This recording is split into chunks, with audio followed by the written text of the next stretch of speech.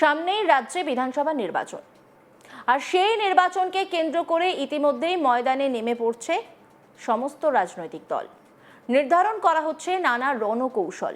এবার তৃণমূল শিবির থেকে বড় খবর উঠে আসছে।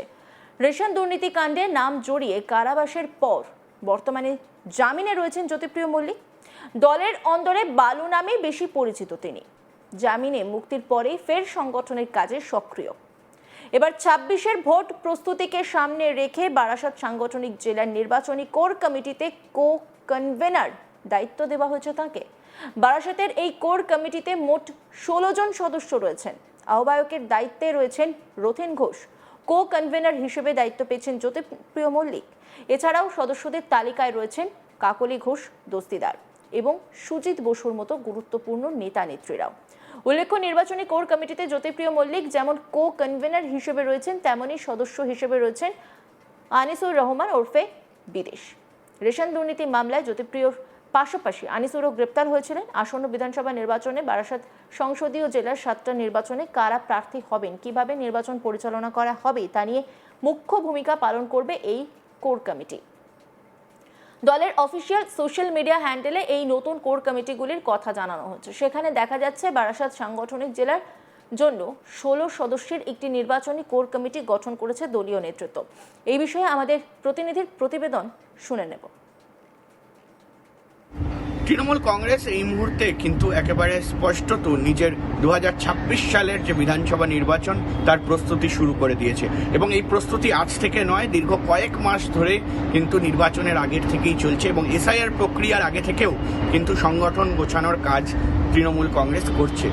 ইতিমধ্যেই আমরা জানি যে মুখ্যমন্ত্রী মমতা বন্দ্যোপাধ্যায় বিভিন্ন জেলার সঙ্গে বৈঠক করেছেন, এবং তার পাশাপাশি অভিষেক বন্দ্যোপাধ্যায় তিনিও কিন্তু এসআইআর শুরু হওয়ার আগ থেকে বা এসআইআর যখন থেকে হবে সেখান থেকেই কিন্তু বিভিন্ন জেলা ধরে ধরে ভার্চুয়াল বৈঠক তিনি করেছেন, এবং শীর্ষ নেতৃত্ব যারা রয়েছেন একেবারে জেলার তাদের সঙ্গেও কিন্তু সংগঠন গোছানোর কাজ তারা করেছেন। অর্থাৎ শীর্ষ নেতৃত্ব তৃণমূল কংগ্রেসের এই মুহূর্তে স্পষ্টত চাইছে যে কোনো গোষ্ঠীকন্দল, কোনো গোষ্ঠীদ্বন্দ্ব, কোনো ধরনের কোনো সমস্যা যাতে না হয় 2026 সালের নির্বাচনের আগে। কারণ ইতিমধ্যেই হুমায়ুন কবির ভরতপুরের বিধায়ক, তার পাশাপাশি একাধিক একেবারে মৌসম নূর থেকে শুরু করে একাধিক বিধায়ক, তার পাশাপাশি সাংসদ, তারা কিন্তু সুর তাদের কিন্তু বদলেছে। ফলে সে জায়গায় দাঁড়িয়ে স্পষ্টত এই মুহূর্তে তৃণমূল কংগ্রেস তারা কিন্তু নিজেদের ঘর গোছাতে ব্যস্ত, এবং তারা নিশ্চিত করতে চায় যে কোনোভাবেই যাতে চতুর্থবারের জন্য তারাই যাতে ক্ষমতায় থাকে, এবং চতুর্থবারের জন্য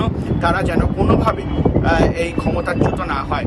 অর্থাৎ সে জায়গায় দাঁড়িয়ে স্পষ্টত এই মুহূর্তে দলের বর্ষিয়ান নেতা থেকে শুরু করে একেবারে বলা যায় যে পোর খাওয়া রাজনীতিবিদ তাদেরকে কিন্তু দায়িত্ব দিচ্ছে।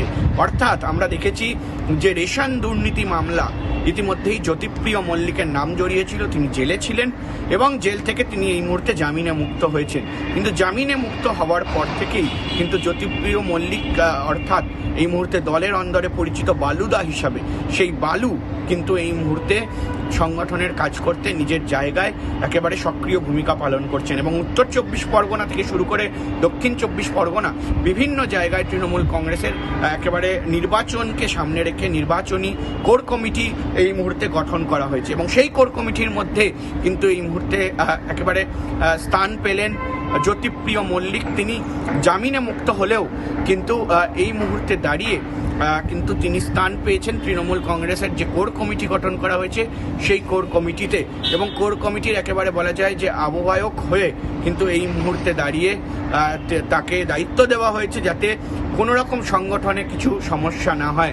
এবং শুধু তাই নয়, প্রতিটি জেলা ধরে ধরে, প্রতিটি বিধানসভা ধরে ধরে কোর কমিটিতে স্থান পেয়েছে একাধিক বর্ষিয়ান নেতা। আমাদের কাছে যা খবর রয়েছে যে সুজিত বসু থেকে শুরু করে একেবারে ফিরাদ হাকিম, এবং তার পাশাপাশি কিন্তু বিভিন্ন জেলা স্তরে যে তাবড় নেতৃত্ব রয়েছেন, যারা বর্ষিয়ান, যারা বিভিন্নভাবে দিনের পর দিন সংগঠনকে সামলেছেন, তাদেরকে এই মুহূর্তে জায়গা করে দেওয়া হয়েছে।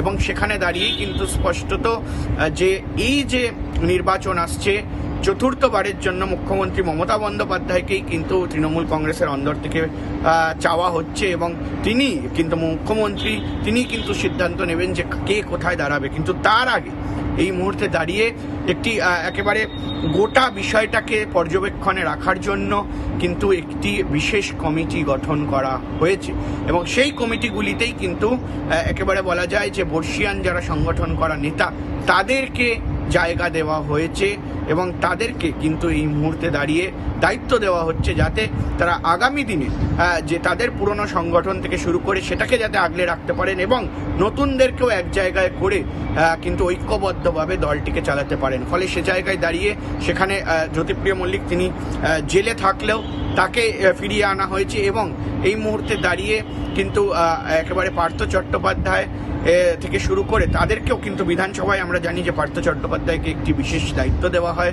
এবং তার পাশাপাশি কিন্তু এই মুহূর্তে আগামী দিনেও বিশেষ কয়েকটি জেলাতে কিন্তু নজর দিয়ে একেবারে বলা যায় যে বর্ষিয়ান যারা তৃণমূলের নেতারা রয়েছেন তাদেরকে আলাদা করে দায়িত্ব দেওয়া হবে এবং যাতে তারা সঠিকভাবে সঠিক পদ্ধতিতে তৃণমূল কংগ্রেসকে জয় পেতে সাহায্য করে এবং সেটাই কিন্তু এই মুহূর্তে দেখা যাচ্ছে যে কোনো গোষ্ঠীকন্দল নয়, কোনো নেতার বিরুদ্ধে কোনো কথা নয়। যারা এই মুহূর্তে জেলে ছিলেন তাদেরকেও বিশেষ ভূমিকা দেওয়া হচ্ছে এবং তার পাশাপাশি নতুনদেরও বিশেষ ভূমিকা দেওয়া হচ্ছে। ফলে পারফরমেন্সকে আরও বেটার করতে, ভালো করতে, সংগঠন আরও চাঙ্গা করতে এই মুহূর্তে তৎপর তৃণমূল কংগ্রেস। অন্যদিকে উত্তর 24 পরগনার পাশাপাশি মুর্শিদাবাদ জেলাতেও বড় পদক্ষেপ তৃণমূলের। একদা কংগ্রেসের শক্ত ঘাঁটি হিসেবে পরিচিত জঙ্গিপুর ও বহরমপুরে বিশেষ নজর দেওয়া হয়েছে।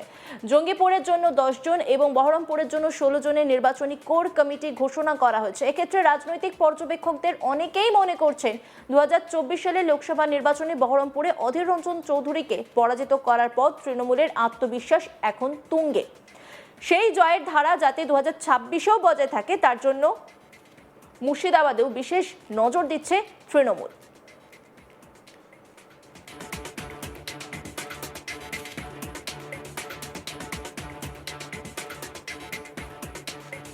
সামনেই রয়েছে বিধানসভা নির্বাচন আর সেই নির্বাচনকে কেন্দ্র করে ইতিমধ্যেই ময়দানে নেমে পড়েছে সমস্ত রাজনৈতিক দল। নির্ধারণ করা হচ্ছে নানা রণকৌশল। এবার তৃণমূল শিবির থেকে বড় খবর, রেশন দুর্নীতিকাণ্ডের নাম জড়িয়ে কারাবাসের পর বর্তমানে জামিনে রয়েছেন জ্যোতিপ্রিয় মল্লিক। দলের অন্দরে বালু নামেই বেশি পরিচিত তিনি। জামিনে মুক্তির পরেই ফের সংগঠনের কাজে সক্রিয় তিনি। এবার 26-এর ভোট প্রস্তুতিকে সামনে রেখে বারাসাত সাংগঠনিক জেলার নির্বাচনী কোর কমিটিতে কো-কনভেনার দায়িত্ব দেওয়া হয়েছে তাকে। বারাসাতের এই কোর কমিটিতে মোট 16 জন সদস্য রয়েছেন। আহ্বায়কের দায়িত্বে রয়েছেন রথীন ঘোষ, কো-কনভেনার হিসেবে দায়িত্ব পেয়েছেন জ্যোতিপ্রিয় মল্লিক। এছাড়াও সদস্যদের তালিকায় রয়েছেন কাকলি ঘোষ, দস্তিদার এবং সুজিত বসুর মতো গুরুত্বপূর্ণ নেতা নেত্রীরাও। অন্যান্য খবরের আপডেটের জন্য অবশ্যই নজর রাখুন আজ তাক বাংলার ইউটিউব স্ট্রিমিংয়ে। লাইক, কমেন্ট, শেয়ার এবং সাবস্ক্রাইব করতে ভুলবেন না।